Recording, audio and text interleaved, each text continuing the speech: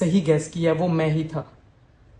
Doctor Majid Shoaib जब doctor नहीं था, उसने एक मिस्टेक की थी कि उसने एक अपने फैमिली मेम्बर की फिलिंग की थी। तो काफ़ी साल प्रैक्टिस करने के बाद, क्लास 2 रेस्टोरेशंस को बहुत डिटेल से प्रैक्टिस करके स्टडी करने के बाद, जब मुझे पता चला कि अब मैं क्लास 2 रेस्टोरेशंस को किसी हद तक मास्टर कर चुका हूँ, तो तब मैंने इस केस को दोबारा से रिपीट किया। तो ये मेरे फैमिली का ही पेशेंट है, जिसकी मैंने थर्ड ईयर बीडीएस में जब मैं था, मैंने ये रेस्टोरेशंस की, और तो अभी मैंने उसको दोबारा से रिपीट किया। तो आज की वीडियो से ये लेसन मिलता है कि अगर आपकी डायरेक्शन आपको पता हो और आप अपनी शॉर्ट कमिंग्स को एक्सेप्ट करें और उनको एड्रेस करने की कोशिश करें, उनको स्टडी करें, उन पे प्रैक्टिस करें और उनको मास्टर करेंगे, तो तब ही आप ग्रो कर पाएंगे। तब ही आपकी जो डायरेक्शन है वो आपको नजर आएगी कि वो आप सही सिमत में जा रहे हैं। इन सब चीज़ों के लिए जो मेन चीज़ है वो है पैशन और कंसिस्टेंसी। क्लास 2 रेस्टोरेशंस में अभी बहुत कुछ हमें सीखने को बाकी है। क्लास 2 रेस्टोरेशंस जो हैं वो इतनी इजी नहीं होती, लेकिन वो पॉसिबल होती हैं, उनको हम कर सकते हैं। अगर आप चाहें तो आप बहुत कुछ कर सकते हैं, और ये सब तभी मुमकिन है जब आपको अपनी मिस्टेक्स नज़र आएंगी और आप उनको करेक्ट करने के लिए कोशिश करेंगे। तो इस वीडियो से ये लेसन भी मिलता है कि स्टार्ट में सब जो है वो स्ट्रगल कर रहे होते हैं। परफेक्शन एक जर्नी है जिसको हमने कवर करना है। हमने अपनी पैशन पे और अपनी कंसिस्टेंसी पे कोई कंप्रोमाइज़ नहीं करना, और हमने कोशिश करते रहना है। तो इस वीडियो को अपने उन फ्रेंड्स के साथ शेयर कीजिएगा जो कि अभी बिगिनर्स हैं, जिनकी ख्वाहिश ये है कि उन्होंने अभी बहुत कुछ करना है और बहुत कुछ सीखना है। तो ये देखें, यहाँ पे गम्स इन्फ्लेम्ड हैं और यहाँ पे स्टिल ओल्ड रेस्टोरेशन है जिसको अभी क्लीन करना बाकी है। मैं एंड में उसको भी क्लीन करूंगा।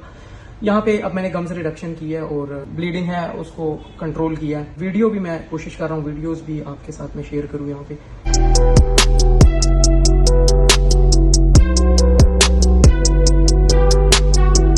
अस्सलाम वालेकुम, उम्मीद है आप खैरियत से होंगे। I am doctor Majid Shoaib and this video is very important for young dentist, for students and for beginners. वो डेंटिस्ट्री स्टूडेंट्स जो कि अभी अपने स्किल्स को पॉलिश करने की कोशिश में हैं, और वो डेंटिस्ट्री बिगिनर्स जो कि अभी अपने कैरियर के स्टार्ट के फोकस में हैं, उनके लिए ये वीडियो मैं बना रहा हूँ। It's a kind of a case discussion video in which I received a patient जिनका ट्रीटमेंट एक थर्ड ईयर बीडीएस स्टूडेंट ने किया है। So I will be redoing that treatment and I will be recording this case. Step by step मैं इस video को discuss करूंगा and मैं आपको दिखाऊंगा कि किस तरह से इस केस को मैंने एग्जीक्यूट किया है। सो अगर ये वीडियो आपको हेल्पफुल लगे तो आप अपने फ्रेंड्स के साथ और अपने सर्कल्स में इस वीडियो को शेयर कीजिएगा। सो आइए बढ़ते हैं अपने केस की तरफ। तो आज मैं इस केस के हवाले से बात करूंगा। ये पेशेंट आया था मेरे पास। पेशेंट की चीफ कंप्लेंट थी कि दांतों के बीच में फासला है जिसमें फूड पैकिंग होती है, और उससे कंटिन्यूस डिस्कम्फर्ट रहता है पेशेंट को।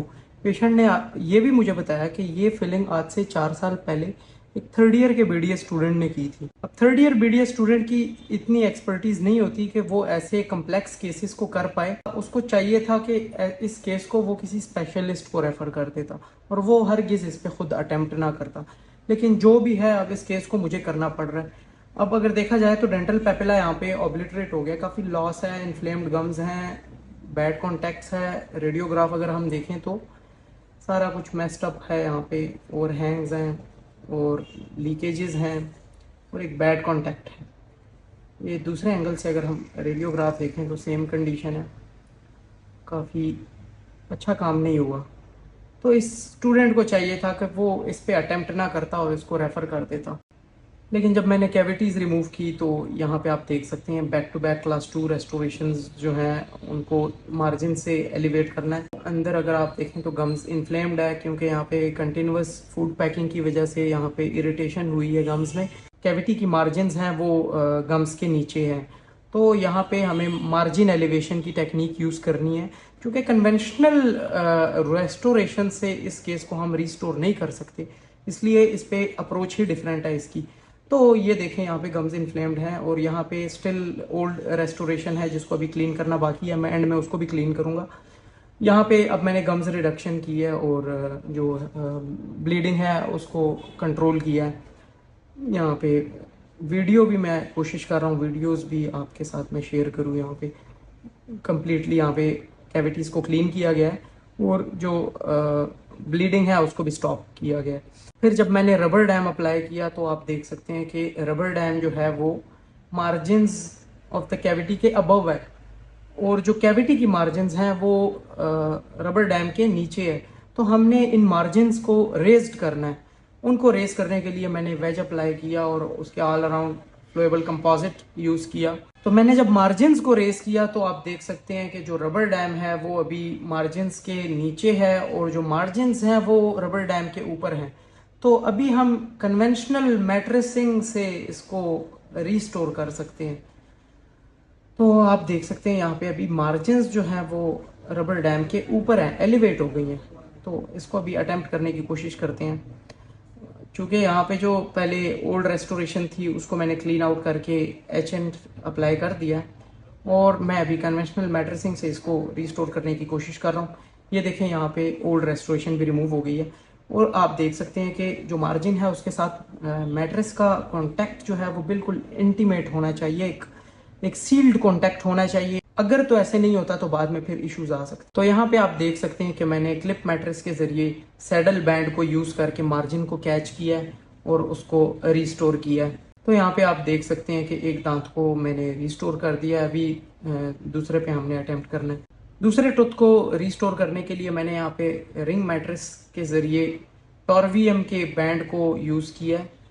लेकिन क्या इस स्टेज पे हम इसको फिल कर सकते हैं? इस स्टेज पे इस दांत को हम फिल कर सकते हैं? नो, बिल्कुल भी नहीं कर सकते। क्योंकि यहाँ पे अगर हम देखें तो यहाँ पे मैट्रेस का जो बैंड है और जो कैविटी है दोनों के बीच में अच्छा खासा गैप है। तो अगर इस केस में हम अगर दांत को फिल करने की कोशिश करेंगे तो कंपोजिट जो है वो बैंड के नीचे से फ्लो कर जाएगा और एक यहाँ पे ओवरहैंग बन जाएगा। ओवरहैंग के ये नुकसानात होंगे कि यहाँ पे फ्लॉस फंसेगी, फिर फ्लॉस टीयर होके निकलेगी और वही मसला जो है वो कंटिन्यू ही रहेगा। तो पेशेंट की कंप्लेन जो है वो उसी तरह से रहेगी, गम जो है वो स्वेल्ड रहेंगे। अब अगर हम देखें तो इस स्टेज पे जो कैविटी मार्जिन है उसको हमने कैच किया है और जो बैंड है वो कंप्लीटली इस टाइम कैविटी को सील कर रहा है। इस स्टेज पे हम इसको अभी फिल कर सकते हैं। अब जो यहाँ पे गैप था उसको मैंने किस तरह से ख़त्म किया है, उसके लिए मैंने यहाँ पे इस सिलिकॉन वेज के नीचे एक जो कन्वेंशनल वेज होता है वो अप्लाई किया है, जिसने इस बैंड को इस कैविटी मार्जिन के साथ पुश कर दिया है और एक जो कैविटी मार्जिन और जो बैंड के बीच में गैप था वो गैप अभी बिल्कुल आप देख सकते हैं ख़त्म हो गया। और एक वीडियो में भी आपको दिखा देता हूँ मैं। ये देखें अब बिल्कुल सील्ड मार्जिन अचीव हो गया। इसको अभी हम फिल कर सकते हैं। अब ये दोनों जो रेस्टोरेशंस हैं वो कंप्लीट हो गई हैं और यहाँ पे वीडियो में भी देख सकते हैं कि जो कांटेक्ट है वो अभी अचीव हो गया और ये एक ब्रॉड कांटेक्ट जो है वो अभी अचीव हो गया। जो गम्स हैं वो वापस ग्रो कर जाती हैं। ठीक है, अब ये इमीडिएट पोस्ट ऑप है, इमीडिएट। और ये है 7 मंथ्स का फॉलो अप, 7 मंथ्स का फॉलो अप है ये। ठीक है, आप देख सकते हैं कि कांटेक्ट जो है उसी तरह से है, एस्टेब्लिश्ड है। और ये मैंने 7 मंथ्स की पोस्ट ऑप एक्सरे ली है। आप देख सकते हैं कि कांटेक्ट अभी भी एस्टेब्लिश्ड है और जो फिलिंग है वो अभी भी इंटैक्ट है और पेशेंट की कंप्लेन एड्रेस हो गई है। तो ये आप साइड बाय साइड कंपैरिजन देख सकते हैं कि ये प्री ऑप है और ये 7 मंथ्स फॉलो अप है। देख सकते हैं आप। अब आप सोच रहे होंगे कि वो 3rd ईयर BDS का स्टूडेंट कौन था। तो बिल्कुल आपने सही गैस किया, वो मैं ही था। डॉक्टर माजिद शुएब